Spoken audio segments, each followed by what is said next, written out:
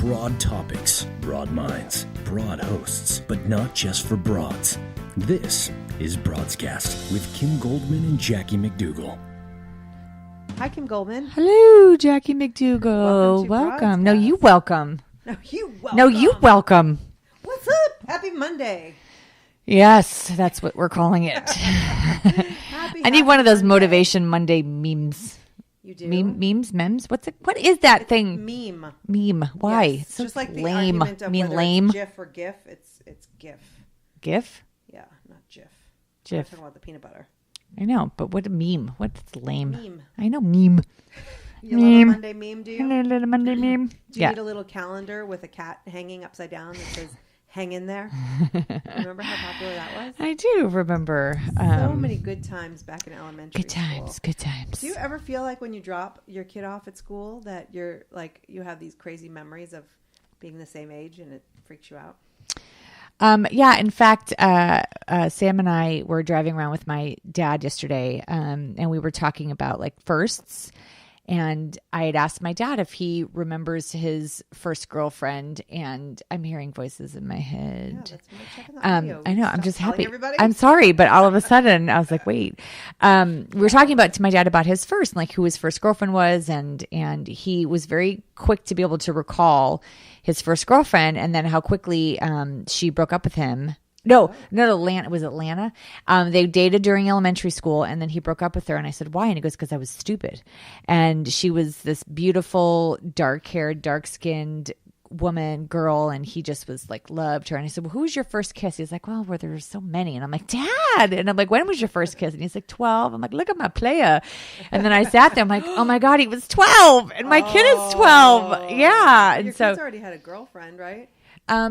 Wasn't there any smoochy smooch? Oh, we don't want to talk about it. Smoochy smooch? Yeah, no, I told you there was a girl that stole my son's first kiss. He was very upset about it. But that wasn't even like that wasn't his girlfriend. She stole it. Yes, someone was. That doesn't count. Well, to my son it did. Yeah. But anyway, we were talking about the first time you smooched a boy. Todd Neville. I was turning 13. Todd Neville. No, it was my 12th birthday. And I was telling the story. It was Todd Neville. This is a cute story. So we were sitting in my dad's house my house in Chicago. And in Chicago, we had like 3-story houses. And so we were in the family room, which is the lowest. Well, there's the basement below, but like the low level of the house. And my dad was up in his room, which was 2 stories above, directly above where we were. And so we had always the most infamous boy-girl parties. And so my dad would stay upstairs and all the kids would be downstairs. And so it was 12 years old. Yeah, it was my birthday. Okay. It was my birthday party. And so all the kids were over, and Todd Neville was my boyfriend at the time. And everyone's like, you guys should kiss. They dared us to kiss. So Todd sat. There was no bottle involved? No, but my dad was talking about how he played kissing, spin the bottle. And so this is what reminded me. So we're sitting there, and Todd was sitting across from me. And he closed his eyes, and he stuck his tongue out, and he started to come at me with like his little tongue flickering. And I was like, I don't know what to do. And so my girlfriend, Lauren, pushed me towards him, and then we touched tongues, and he flicked my tongue a little bit. And then I left, and I had that face, the same one you're making for those in radio. It was like a face. And then I ran up to the bathroom, and I literally thought I was going to vomit. And my girlfriend, Lauren, had just had her first kiss with, I think, Dusty Dunaway. And she was in the bathroom, and we were all like vomiting because it's disgusting. And so anyway, the reason why I was so willing to oblige was because Todd Neville gave me the best gift ever for my birthday. It was Michael Jackson Thriller albums, Michael Jackson Thriller, Def Leppard Pyromania, and Quiet Riot's Mental Health, whatever that album was. Yeah. Those were my 3 albums. And so I'm like, dude, he deserves a smoochy. Yeah, that was my first kiss. But hold on. Look, amazeballs. What if a guy gave you something now? Would you be like, oh, he deserves a smoochy? Depends on what it was. I'm not opposed to the reward. Man, she's single. I have to say it every week. Yes, my dad, however. Oh, didn't like that? He didn't like that. Really? No, he doesn't want you to keep like outing me. I guess he likes to do it in private. I don't know. He's like, is she making fun of you? I'm like, no, she's advocating for me. He doesn't really think that, right? No, we were just teasing. I'm just literally My phone's just ringing. teasing you. I feel like I should answer it on the air and see who it is. No. It's Todd Neville. Yeah. So anyway. Remember Friday when we called our guest and he didn't know, and he's like, hey, what's up? Yeah. So anyway, we were talking about first. So anyway, yes, back to school. Everybody's back in their grind of having to make lunches and wake up early and brush your hair perhaps before you go to school. Some kids do that. I don't know. Two out of three of mine do that. But yeah, it's been great. My son is now in 8th grade, and I loved 7th and 8th grade. Like those are my most fun years. Really? I loved them, and so it's kind of cool to watch my. I don't know. I mean, every stage of childhood I think is fun, but going back to school and experiencing school stuff and PE and like I don't know, it's just kind of trips me out. But to think that he's now at the age that like I was dating my son's father, my ex-husband, at this time. What? He was my first, after Todd Neville, he was my first boyfriend. Like, yeah. At 12 years old. Yeah, we were serious boyfriend girlfriend. Like we were bloomer. the it couple. Yeah. He was a bad boy. Still kind of is. That should have told you something. No, but I just mean that like things were just different. My son is not interested right now. I mean, he's interested, but nobody's interesting to him, I should say. Right. But yeah. So anyway, what instead of my talking about junior high, you piqued my interest in another topic. At what age do we stop becoming like really interested in the bad boy, or do we? Do you feel like you got to a certain point where you're like, the bad boy is only a headache? And I was never, I'm not attracted to that, to be honest with you. I wasn't attracted to my ex-husband because he was a bad boy. I was attracted to him because I liked him. And the fact that he was a bad boy didn't dissuade me, but it wasn't what attracted me to him. Okay. It wasn't to like be a rebel or anything like that. No, because it's sexy or no. And it was funny. My dad was telling me like why he ended up the girl that he shared his first kiss with, and I said, well, why did you like her? And he said, well, she paid me attention. So, I think that there was a little bit of that when we were younger. My ex-husband was really popular, and he was a good-looking kid, and I was the nerdy little. I wore like the little polo shirts and everything matched. I had like I had a little preppy. I put the sweater around, and I was a really good student. I was student body president. Like I was a popular kid, but right. I wasn't I was just quiet, and and he paid attention to me, and then I was like, oh, I kind of like this, and then we liked each other, right? And then I landed him. To me at that age, I was so you were an early bloomer. I was a totally late bloomer because I even in high school I didn't really date. I was 18 when I finally had my first relationship. Oh, really? Yeah. And I think at that point it was like I wanted that so much that it didn't matter that it was a horrible relationship. Yeah. I let it go on off and on for 4 years because it was like, hey, someone's paying attention to me. So it's interesting.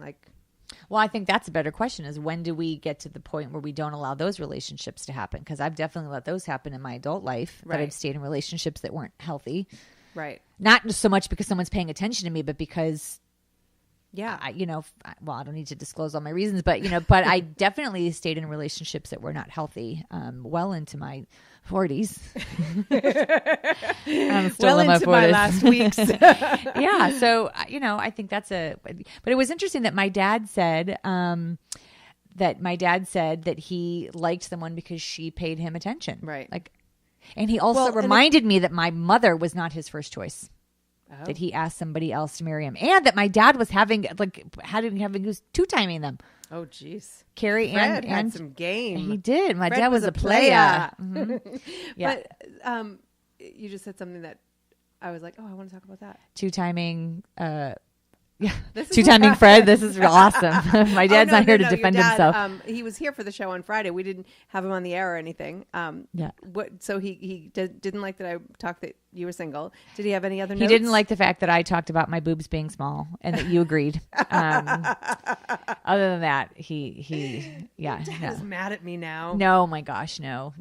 He, my dad's very funny. He's very protective of me still, even when my son tries to be funny and cute with me. My dad is very like, don't tease your mom like that. And, it's very sweet. He just, I appreciate that and I adore it. And, but I was like, Dad, it's not really a surprise that my boobs are non-existent. Like my son even notices that. Like we're good.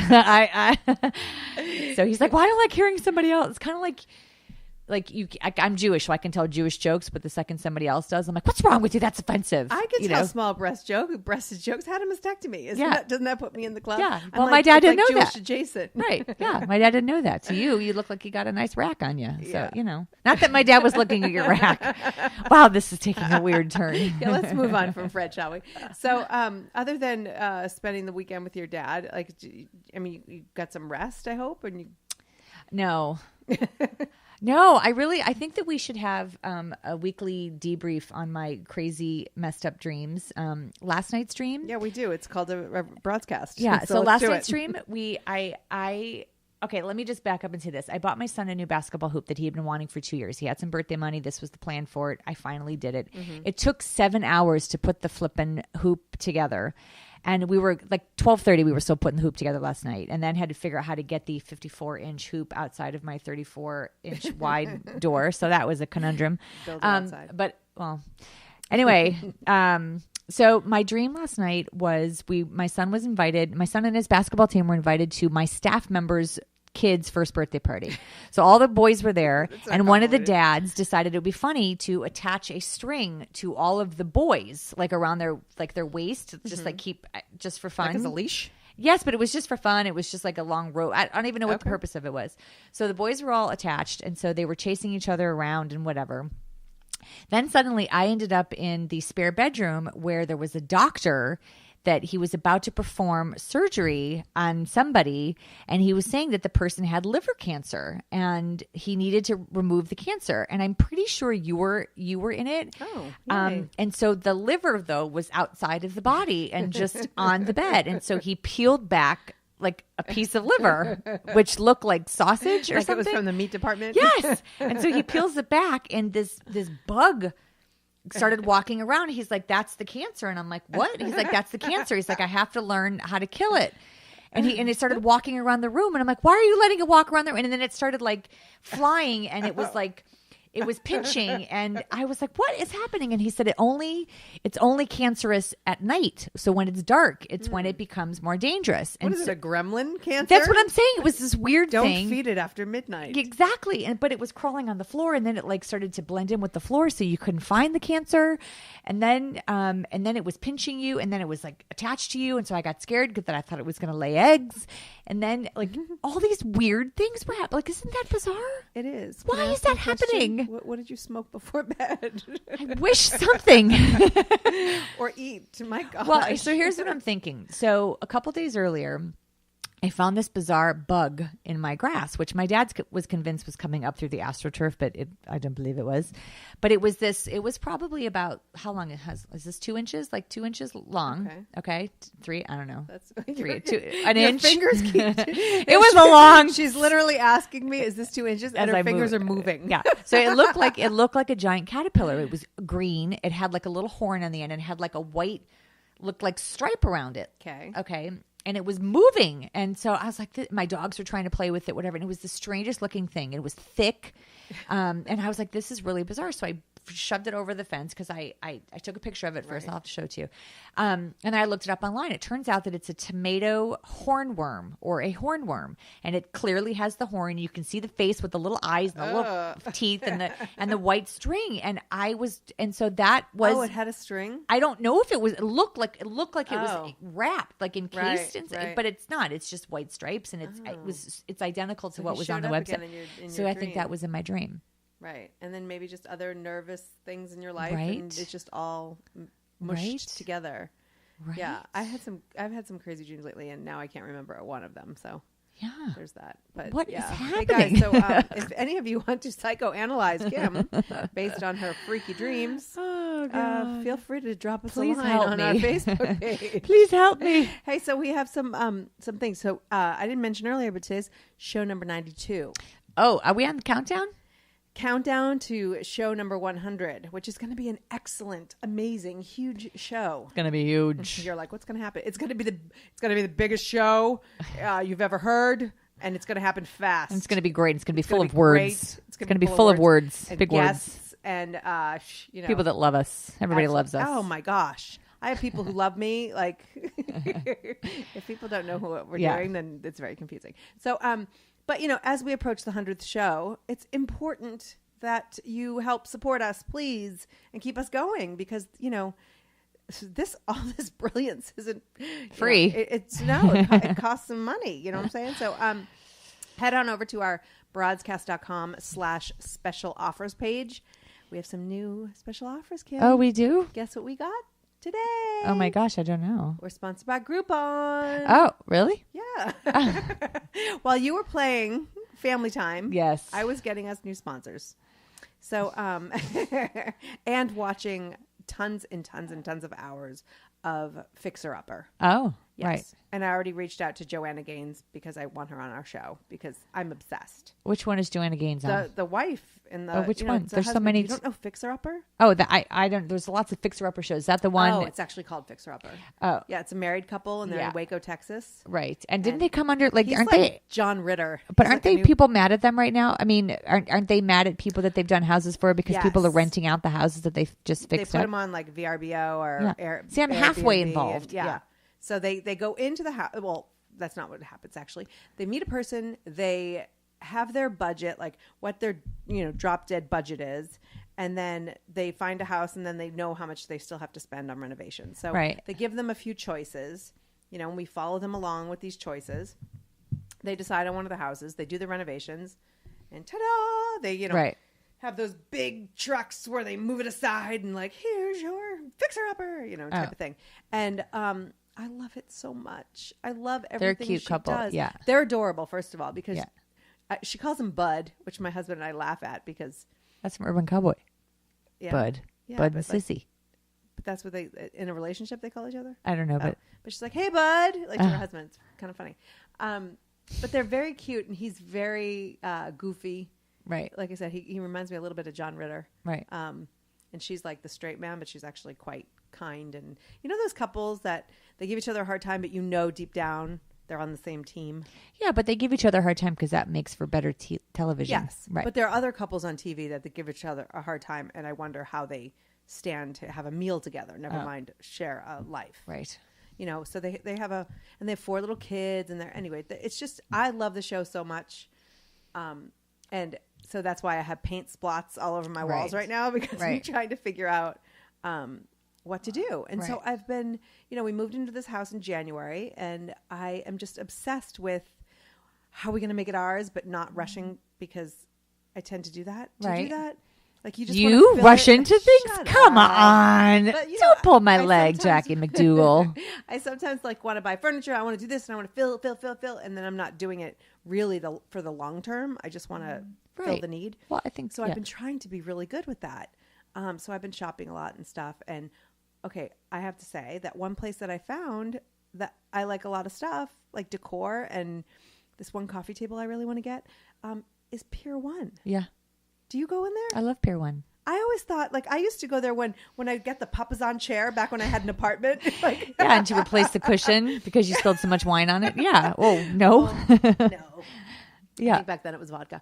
But, and it came right out. But I used to kind of think of Pier 1 just because as you nuzzled on it. that apartment type thing. Yeah. But it's really, I walk in there and I'm like. Well, because here's the thing. It cost-wise, it fit apartment-type budgets. But as you get older, you realize that you can have a couple of staple items in your house that cost a little bit more, but you don't have to fill your house with really expensive items, that you can find some really great finds that look luxurious. I mean, Jared Hill from, who did our broadcast studio. We've got some great stuff in our studio that I know was within a very strict budget and it looks very luxurious. Right. And so if you spend time and you're patient, it sounds like you find those great things. And I love that. I'm a frugal, I love the frugal finder. I'm a frugal finder. Frugal finder. Frugal finder. I not that we're going to change the show now all of a sudden, but I would like to do more lifestyle stuff on our show, but also on our website. And, because I love DIY. I love the idea of DIY. I always say DIY, the hell would I do that? But because it seems like a lot of work, it's intimidating, right. But I'm dying for one of those barn doors. Right. To go back, by the way, the whole Pier 1 thing. Yeah. You can get 20% off at Pier 1. Oh. If you go to broadscast.com/special offers, there's that. Bury the lead. So I'm seriously going to do that today because all the things that I wanted when I went in there the other day that I was patient. Right. I'm going back. So you guys can go and do that too. Broadscast.com/special So offers. if you're just tuning in, you're listening to Broadscast. We are on our 92nd episode, apparently, to Miss Jackie McDougall. So in the midst of watching all of your DIY Flipper, House Hunter, blah, blah, blah, blah. Did you finish watching any of the Olympics? I guess it ended yesterday after just 2 weeks. They were canceled. I stole that joke from somebody else, but I thought it was so funny. Well done. That was really I stole funny. it. Yeah. Of course you Yeah. did. I was like, wait a minute. Kim can't be funny. She's not the funny one. Yes, you are. You always Yeah. label yourself. Did you? I'm not. Did you? So did you watch the end? Spoiler alert: the men's Olympic team won third gold again. Spoiler basketball. alert. I don't think it's a spoiler alert when like the whole Olympics is over. Yeah. You know what? It's so funny though. You know, the opening ceremonies was so, oh my gosh, you know, this is amazing. And the Olympics are here. And the closing ceremonies, it's like most of the people left. Right. You know what I mean? It's like, Yeah. who's still left? I mean, I love the fact that Simone carried the flag. And, Right. You know, but part of me wonders like, I mean, she deserves to, whether it's opening or closing. Like she Right. earned her right to carry the flag. That's not what this is about. But who is she up against? 'Cause Right. It sounds like a lot of them. Abandoned ship. Yeah, it's like, you know, if they weren't getting attacked in gas stations and trying to flee the country, they just went home to be with their families. Right. Yeah. You know what? I did not watch the opening or the closing. Usually, I watch the opening because it's a geography lesson for me, and then I have to look up half the countries because I didn't know they existed. Right. I love when they have like two, Yeah. you know, competitors from a Yeah. country. Yeah.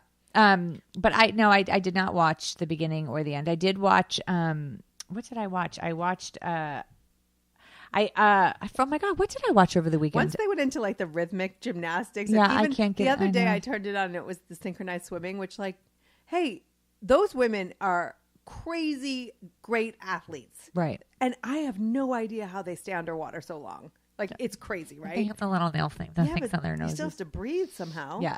But I just started giggling. I don't know what it is. It just makes me laugh. Well, that and You I know, said to this being before. that parent. No, with- I know, and I felt that way about the gymnast with the twirling The things. rhythmic, yeah, yeah. like, but apparently it's very hard. Yeah, totally. But like, imagine your kid is 6, 7, 8, 12, you know, and this is what.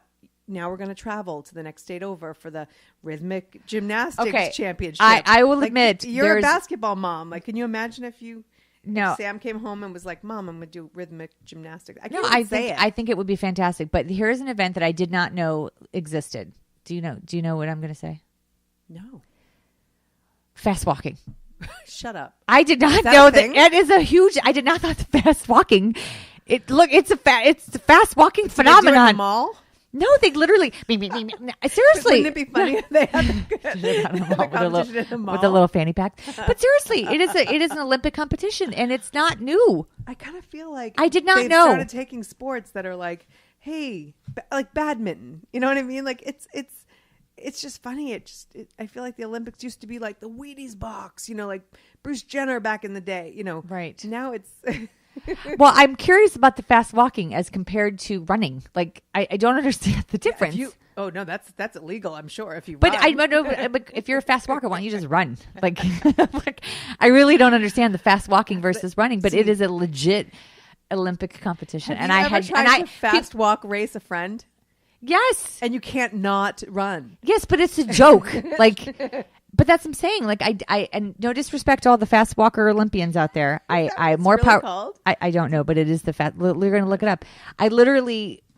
Because Carl Lewis was on the Olympics, like some show earlier in the week, like with Billy Bush or something, and they were competing in the fast walker competition, and I thought it was a joke because he is race walking. Because I thought that Carl Lewis is an Olympian runner, right? And so I thought it was like, oh, let me see how fast I can walk. Like I thought that was a joke. Well, apparently, it is not. It is a legit. It is too legit to quit Olympic activity. So there's and that. apparently it's grueling because according to this headline on Esquire.com, an Olympic speed walker appeared. Uh-oh. appeared to poop himself before collapsing during a race. I'm sorry to this person. He pooped Johan. his pants? Why did he poop his pants? They think, he totally did. Wait, he pooped his pants before he finished the race? No, he pooped his pants and collapsed. Before finishing the race or after he finished? I don't think he Ouch. Oh no, he did finish. 6 minutes behind the leader. Oh. He had severe gastrointestinal issue. And he looked like to be invisible. Okay, I can't. I mean, I feel bad. I'm crying because I feel bad for him because can you imagine that's how it goes down? Because I pooped my pants before? Like that's what you're known for is you pooped your pants in the Olympics? I am the Olympic poop pantser. Pooped my pants. The thing is, I Olympian. can't even tell my kids the story because I would never hear the end of it. Like, yeah. Oh, well, my you know gosh. what? Everybody deserves a medal. Wow. Okay. Oh my gosh. So we need to move on because I'm really crying. Okay, but before we move on, there was an incredible moment that happened in the Olympics. There was an Olympic pole vaulter. Sam Kendricks. Second Lieutenant Sam Kendricks. Thank you. So he was running in his event at full speed ahead, and he stopped literally in his tracks as soon as he heard the American national anthem. Yes. And he turned and was at full attention. And I loved it. I mean, if you but watched he did it in such a way that he was like you could hear that record scratch or like, he just stopped, put it down, and then stood up real fast. Yeah, but I just thought that was stretchy outfit. I know, but I thought, you know what? I thought that was really cool. It was a cool moment amidst all of the attacks on Gabby Douglas for not standing at attention, not putting her hand over her heart. Yeah, although somebody did comment on that tweeting, and he didn't put his hand over his heart. What disrespect! Yeah, and it goes to show you that not everybody does that hand over the heart thing. Right. Well, a lot of I'm still crying. A lot of people don't put their hand over the heart. There were other Olympians. They were the women that won the gold in the relay, and none of them put their hand over the heart. And my dad actually noticed it bothers him when people don't sing the national anthem. And it's just funny what upsets people. Like, yeah, I'm moved to tears during the national anthem, so I'm a poopy right. Poop my pants mess. Yeah, like when you're at a baseball game, do you sing it? I always sing the national anthem. Really? I even try to hit the high note. I do. But like out loud, you're singing? Totally. Or like church singing? No, I'm totally out loud. Yeah. So, same with saying We Sway. Yeah, but I really get into that. But like I have no judgment about somebody else that doesn't. I just can't hold it in. Right. And that's sort of my dad's. How do you not? When I was younger, it was like you didn't do it because you felt stupid. At least I did. Yeah. I didn't sing in church either. I didn't sing in church either. Because then there was always that woman next to you who was like doing enough for both of you. Right. You know. I don't sing out loud in temple because I don't know the words, and right. so you can't really say watermelon cantaloupe like you do on other songs when you're trying to make up the words. You can't really do that with Jewish words. Yeah. But anyway, he went on to win the bronze after he pledged his allegiance and his. I just thought that was a cool moment. There's been a lot of. There were a lot of things that went on during these Olympics to distract a little bit from the Olympians, and so it was nice to be reminded of the reason that we're there and all those incredible winners, and all that hard work paid off. And I love the Olympics, but then there comes a point where I do get a little bored with like the rowing. I know it's terrible, or the sailing. I get like really. I get a little. I just snorted. I do. Yeah, it's I don't know. I'm glad it was really, really great. I was totally into it. I had fun with the kids, but I'm glad that I can get back to Fixer Upper and American Gladiator. I will say that. So I know I want to be done with this Ryan Lochte thing, but as you know, Ryan Lochte is a liar. And he went on camera with Matt Lauer in Today's Show and had a 3-part. Apparently, they were saying that he did a 20-minute interview, and we got to see all 19 minutes of it or something crazy in 3-part series, which I thought was ridiculous. But, people are now saying that he had crocodile tears, that, that they didn't really believe his apology, that he doesn't really know why he's apologizing. Speedo reported this morning that they are not going to re-sign him for his sponsorship. Right. And then I guess there's talk from the I guess there's talk from the IOC that there may be some kind of suspension. Do you think all that stuff is a reasonable result or punishment for what happened? I do. I think he was there representing a country, And it was his job not only to swim the best to his ability, but to have conduct that represents the country in a positive way. And what he did to Rio and to, Brazil as a country was very disrespectful. So I get it. If he were here and it were after the Olympics and he just got home and the same exact thing happened on American soil, it had, and maybe I would see it differently. I'm not sure. But I think that when you are, it is a short window that you have to behave. Right. You are sent over there. You have sponsors. You have people. All of whom have supported you. Try to speak grammatically correct and jack that up. But support you financially, emotionally, physically, and I think absolutely what he did is disgraceful and disgusting, and he deserves, because of his actions, to not have all of those things that have gotten him there in the Olympics forever. I don't think he should have like any sponsor that pulls back if they don't go back. I don't think that why would you? Why there are other people who can. So you don't think that he's entitled to have made a mistake? No, I wouldn't say that. I'm just saying if they never wanted to work with him again, I would understand it. Look at Michael Phelps, right? Just a few years ago, Michael Phelps was like on a downward spiral. So DUIs, just getting in trouble. Yeah, I thought it was pot. Didn't he get caught with pot? Oh, driving under the influence. Yeah, but when he wasn't competing. Yeah, but my point is that it wasn't while he was competing. Right. And I do think that this is more, but I'm just saying Michael Phelps is the prime example of second chances.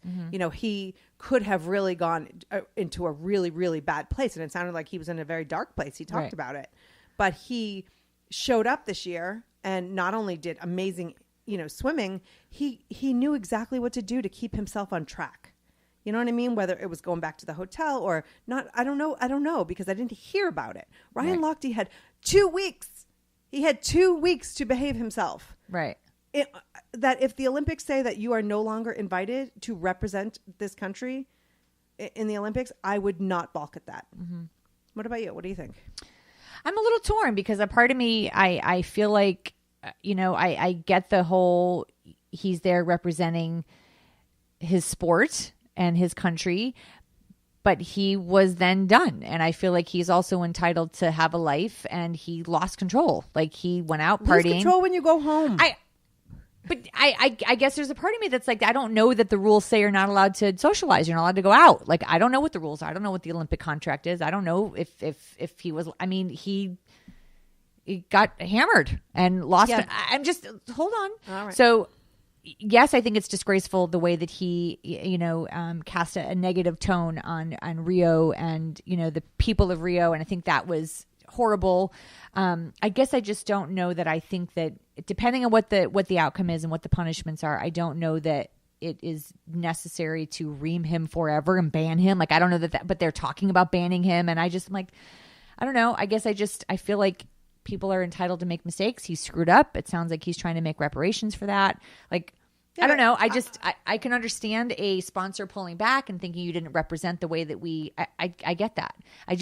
I also feel like people are human too. And yes. However, I think people make mistakes like being drunk and acting like an idiot.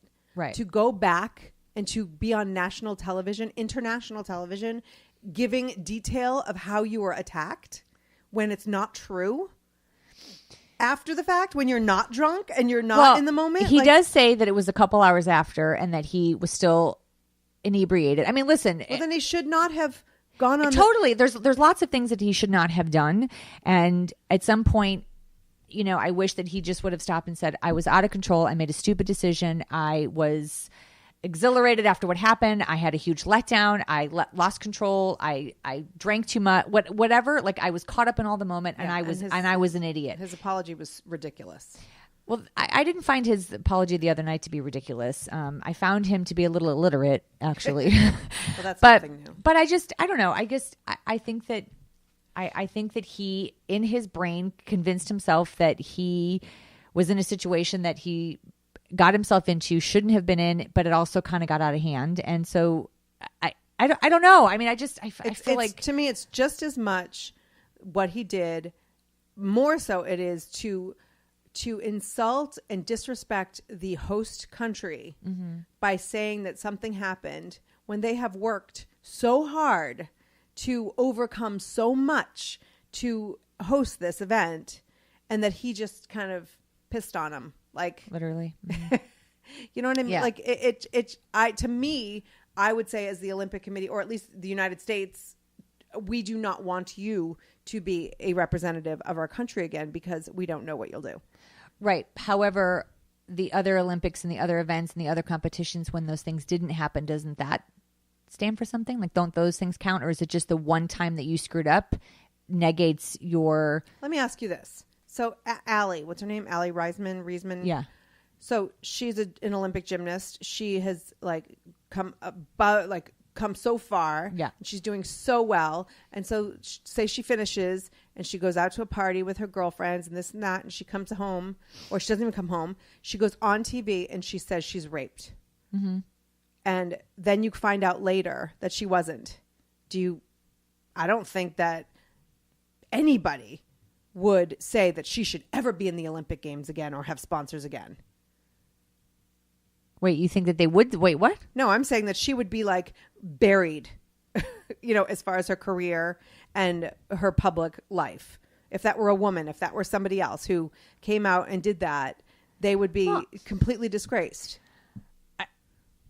What? You're bringing up something that is not what I'm talking about in terms of double standards. I mean, you're doing double standards, which isn't what we're talking about here. This is no, but I'm just saying. If I have no idea. He did plenty of things right, but people don't go to prison and they're like, hey, but the rest of your life, you only did this one time. Did you kill somebody? I'm not saying I think face the consequences of your actions. Right. And when you're representing somebody like that, like your country, you need to not be an idiot. So then why did Michael Phelps get invited back? Because Michael Phelps didn't go to the host country and accuse them of attacking him. Right. Michael Phelps made mistakes on his own time, in his own life, and has come out of that stronger, right, and committed himself. So you think that he should be able to, Ryan Lochte should be able to compete again, just not at the Olympics? I don't care if he swims but he would be competing and representing at the Worlds. I mean, he would be. No, now this is semantics. Well, I don't know. This is what I'm saying. But I don't know how that. But I don't know how the worlds I don't know work how and all that stuff. But you're still a representation. You are still representing at some point. I don't have a strong opinion because I don't know what they're saying yet to know, because we're just talking in all hypotheticals. I do think he blew it. I absolutely think that he blew it. I just am saying I think you and Billy Bush should go on a date or something with your forgiving man. I didn't say anything about forgiveness. I just asked the question that is the banning him forever an appropriate response to this, and that's all I asked. So I didn't say that I agreed or disagreed, and I don't know that I can compare a made-up story from what Alley Reisman may or may not do as an equal comparison, because I don't think it's about double standards. I think it's just unique in this particular situation. You an example, as if a woman were in the same situation, this would not be like, hey, well, should that person? It would be very, very clear. Honestly, I don't know anybody that's like, no big deal that he did this. I'm not saying that it's no big deal. For him. I didn't even hear that. Did you watch the whole interview, all 19 minutes of it? I'm serious. I did not. I saw him acknowledging that he was drunk. I saw him not blaming the alcohol, but kept saying that he was drunk. Like I said to you, I wish that he just would have said, I screwed up. I wish that there wasn't so much hemming and hawing over it. He did have a gun pointed at him. The reason for the gun pointed at him in that moment, maybe he did think I have no idea. I have no idea. But there are parts of the story that he thought were true, and there were parts that the security guy thought that they were a harm because they were right. causing I totally agree with all of that. I wish that he and his publicist would have said, dude, just suck it up. You screwed up. Right. Suck it up, cop to it. But he did say, I take full responsibility. Up and I made bad choices. And he did say those things, but now people are saying that his apology is not his enough. First written apology did not say those things. He was quoted as saying that I didn't want to say too much until my teammates were back on American soil. Again, 2020's hindsight. I don't know if that's right or wrong, but the second that his teammates were back on American soil, he sat down and said, I screwed up. This is what I did. I screwed up. I feel badly, let my team down. I embarrassed my family. I embarrassed the IOC. I embarrassed the country. I did not find his apology to be without compassion and without integrity. So I feel like at some point, just like we'll see. You know, he said, I will take whatever's handed to me. I deserve whatever is, like, if I lose my sponsors, then I will have to rebuild. And I mean, I don't. Right. And time will tell. Right. Time will tell. Right. If Lochte is locked out. Ba-bam! Yes. So let's move on to let's move on to other vocal people. So Kirstie Alley, I bet you didn't see that coming because I did, because we talked about it before the show. So Kirstie Alley posted a video of Barack Obama from 8 years ago criticizing Bush for not being on the ground in New Orleans. Mm-hmm. He said, you know, New Orleans after Katrina after Hurricane Katrina. Mm-hmm. Thank you. Mm-hmm.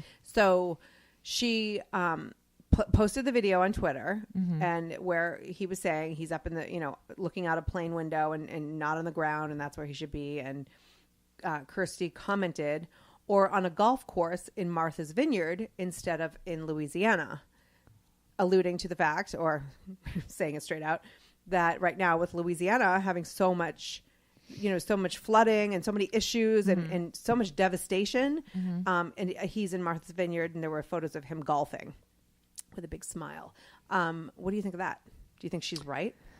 Oh, I think of course she's right to say what she feels. I first want to question why the media didn't cover the Louisiana floods the same way that they covered Katrina, and where is that? Why are people not more upset about that? And I don't know. I don't know that I think that a president needs to stop everything they're doing when there's a hurricane or a flood.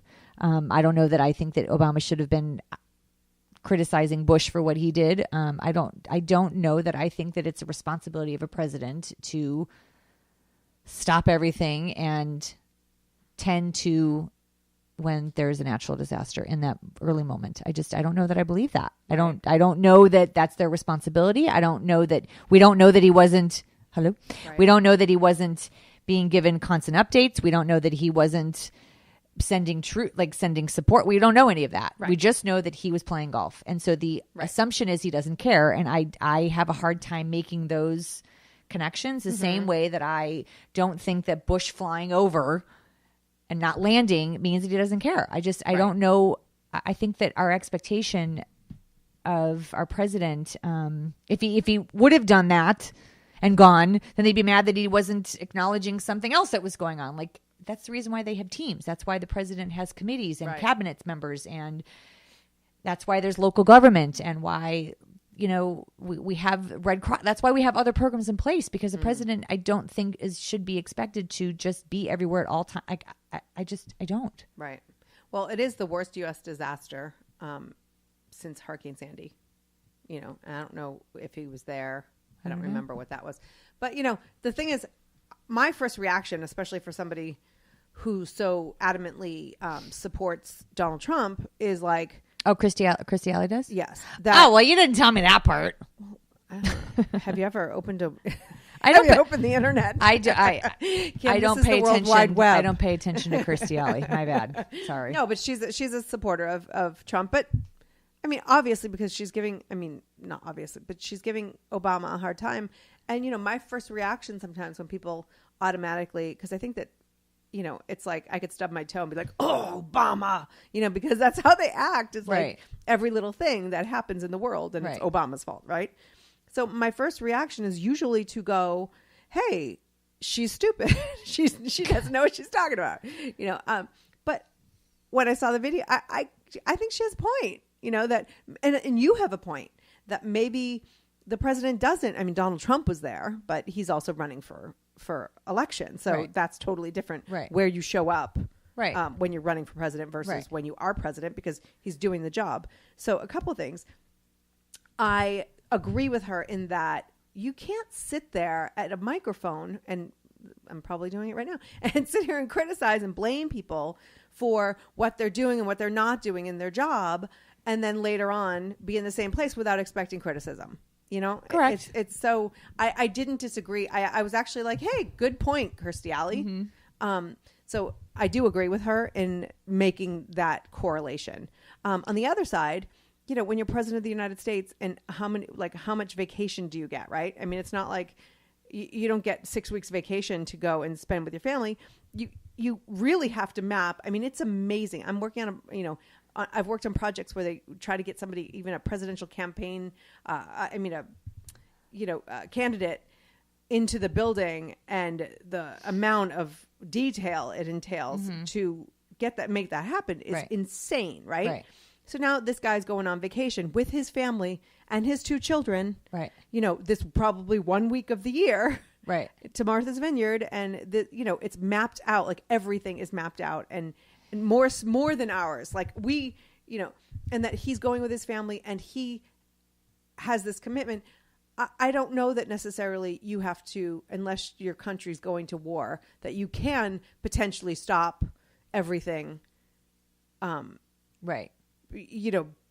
Because otherwise I think that anything that you try to do for you personally in your life would never happen, because there's always something really important. Right. And that's what I'm saying, that I think that the expectation, and I don't think that she's wrong with saying, hey, you criticized him, but now you're doing it. But I also, think that was 8 years ago. He wasn't in the position. He did show up to Hurricane Sandy. He has gone to when there has been national tragedies, even when I don't think that he should. All the shootings, I don't think that he should be having breaking news press conferences every time there is a shooting. I don't think that's his role as the president of the United States. I think that's local government. I think that's local officials. I think you can address those things as support from government.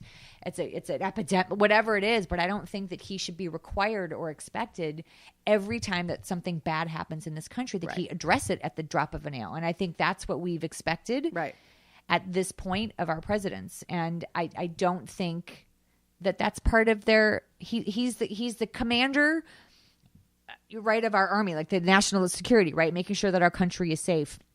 Flooding is horrible, and it's devastating what happened. I have 40,000 homes destroyed, or, I don't know what the death toll ended up coming, but it sucks. He was found a hypocrite in that moment, but I also don't think, again, that it's a lack of caring or support or concern on his part. I don't know. Right. I don't know. The thing is, I also think that maybe, it's still an active situation. Right. So it's hard. Like, what's he going to do anyway? Like pull boats? I mean, I know that sounds really insensitive, but like fires out here or that's what I'm saying. Like, why isn't boring people mad that he didn't come to California? And we've had 5 fires going right now. Why are people not up in arms that he didn't show up here? Like, and I sort of feel like, you know what? Like, he's doing the best he can. I don't know if he made a statement. I don't really know. 60,000 homes damaged. 60,000, yeah. Homes damaged. That's crazy. It's insane. But 30,000 people have been rescued. Yeah. It just said almost 7 trillion gallons of water. That can't possibly. Is that possible? I don't know.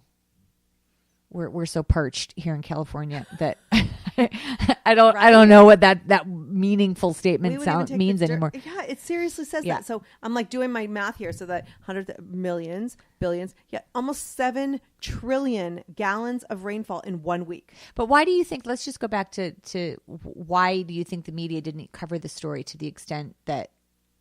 I mean, if it is the largest, national disaster. Why didn't the media? Why was it so ignored by national media? What do you think? That's a great question, Kim Goldman, because I really don't know. I mean, is it because? And this happens though a lot with like tornadoes, and if it's not necessarily in this main city, sometimes that. Yeah, but that's twice that wasn't Katrina. Well, that's New Orleans, and I mean that's because I think people outside of New Orleans. This is me, like off the top of my head, and an opinion that not my opinion, but an opinion that I think that people have. But when you have a city like New Orleans and it's underwater, there are so many people outside of New Orleans who care about that city. They go there for vacation. They go there for it's Mardi Gras. Like it's a booming spot for people. So New Orleans, people can picture it, and they're like it's. But sometimes we get to these other parts of Louisiana, or we get to, other parts in the middle of the country, or tornadoes, and people don't have an idea. I mean, we've seen cities, like full cities, be wiped out from tornadoes. And for the life of me, I can't tell you the name of one of them because it doesn't make it. We're so desensitized. Mm-hmm. You know, it's like we would rather sit here and talk about Donald Trump and how he's changed his tune or whatever it is, like, and talk about the Olympics and Ryan Lochte than to think about everyday human beings in our country whose lives have been, I mean, the 14 houses, you know, on fire, not 10 miles from where we're, 5 miles from your house. Right. You know, it's like people don't, it doesn't get people fired up, so to speak, like to just know about your average person. You know, Hurricane Sandy, New York, you know, like people in these cities, I think that people kind of, they perk up when they maybe can relate to where these people are, or they've been there, or I don't know. Yeah, I don't know either. I don't know if it was because in the beginning of the flood, it really wasn't that disastrous yet. You know, I mean, maybe there was like a threshold of disaster that we needed to hit before it became national news. I mean, that's not unusual. I think that, wasn't it a couple of weeks ago or months ago, Houston was completely underwater. You know, cars were floating around. I mean, that wasn't national coverage either, to the extent that you would think when you have an entire city that is Atlantis, you know? So, I don't know. I think it's interesting. But again, I go back to, like, we have this expectation that sometimes is not always realistic or, reasonable. And then we get mad, you know, I don't know. Right. I don't know. There's no one to be angry at, because I think everyone's looking for, like, look at that poor little boy in Disney World, you know, who was eaten by the alligator. It's like, oh, here's a story. We can blame someone. Right. You know what I mean? It's like people want to share that stuff so they can get up on their high horse and let the world know their opinion. Like Louisiana, that's just sad. Like, that's rain. Nobody screwed up. Nobody didn't, you know, block the rain the way they were supposed to. No, you know, there's no blame. It's just devastation. It's sad. And also there's not, I mean, we should be able to support them. Like, where can we support? Right. Actually, you guys, you know what? We'll find out where you can support other than the Red Cross. I mean, or in addition to the Red Cross, we'll find out some ways because maybe there's probably stuff out there and we'll put it on our website, you know, but it's just kind of crazy. What we latch onto. Well, I think that you make a good point, though, that you know, when you have nobody to blame, I think we're all like, oh, you know, we don't, and so focus on Obama because he's the closest thing, you know, or, you know, I think it's easier to hold, to cast somebody out as the villain. You know, we always like to find our villain. Mm-hmm. So I don't know. I think in my old age, my dad and I were talking about this, that I'm exhausted at some of the fights that people want to have. And I don't get fired up about things, to some extent, because I'm just like, I don't know. I just don't have the energy to, like, be pissed off that Obama didn't drop his golf club to go, you know, riverboating, you know, to try to go. I don't know. Yeah. I don't know. I just don't think the double standard for a sec. So if, say, this is, you know, 4 years from now and it's Hillary Clinton and she doesn't, like, show up at her grandchild's birthday party because of, you know, flooding in Louisiana, she'd get crap for that. You know what I mean? Because she's a terrible grandmother. Yeah. You know, it's like, it's all, and we're perpetuating it today. Well, listen, we talked a little bit, you know, today about double standards. I do think there's double standards. I just don't always think there are double standards. And I don't think that because sometimes you have them that they always apply and that they're always relevant. I think that if you are a Democrat, you think that everything Republican does sucks, and then you're Republican. I just think that is part and parcel to how our political structure is and is designed and how we contribute to it with social media. I think that I don't know. I know we have to end. But there was a guy that was live tweeting recently from a Trump rally. I don't know if you saw it. It was actually really good. He was a reporter and he was undercover because there's been a lot of violence and threats focused on the media because of what Trump is saying about how the media is trashing his campaign and how he can't trust them and they're throwing all their political races, blah, blah, blah, blah. So this guy was live tweeting from a Trump campaign since the whole shakeup in the Trump head off, with everybody's leaving and resigning and new people coming in.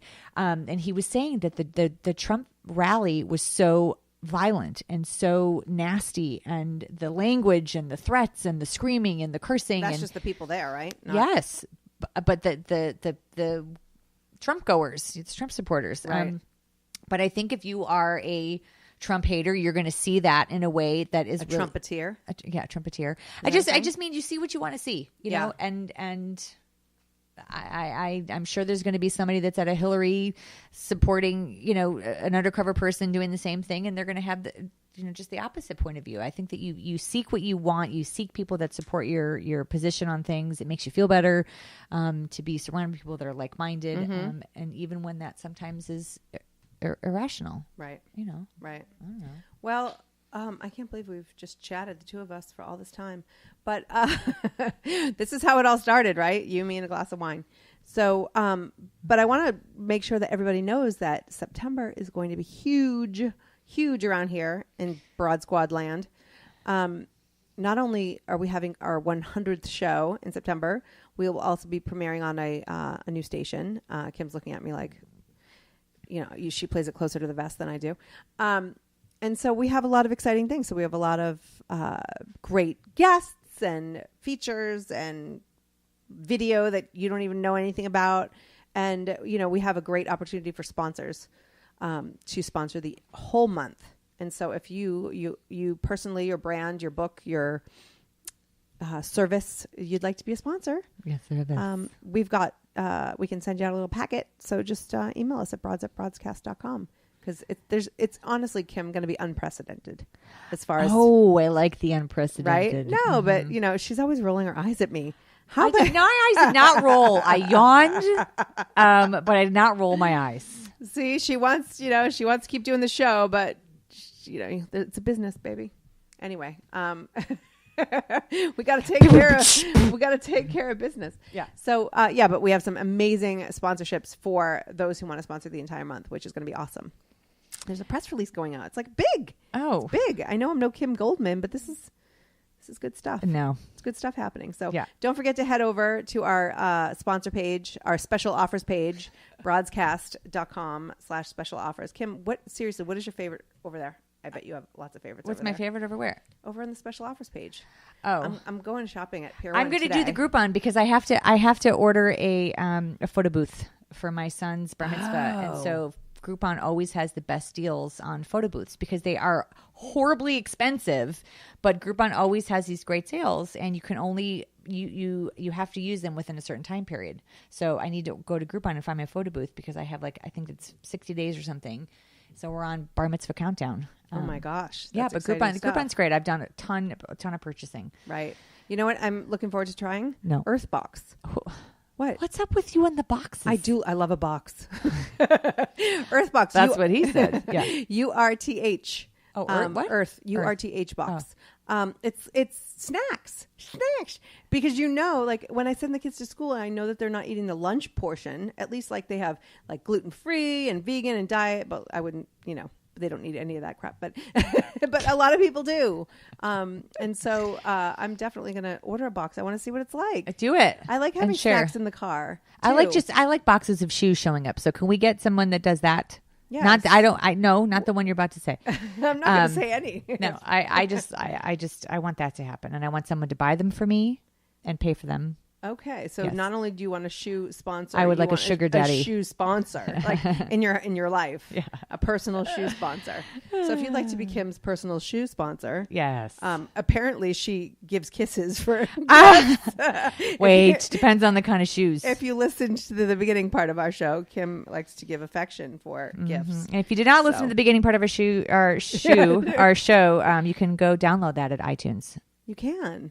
Well played. Do you like that? And we will be live again on Friday. And you can always get us on iTunes or go to broadscast.com to get the feed. And it'll automatically upload to your little gadget, whatever your gadget of choice is. But we appreciate your listening. And we will talk to you on Friday. Peace out, 5Gs. That's it. Goodbye. You're listening to Broadscast with Kim Goldman and Jackie McDougall. Two broads with faces made for radio.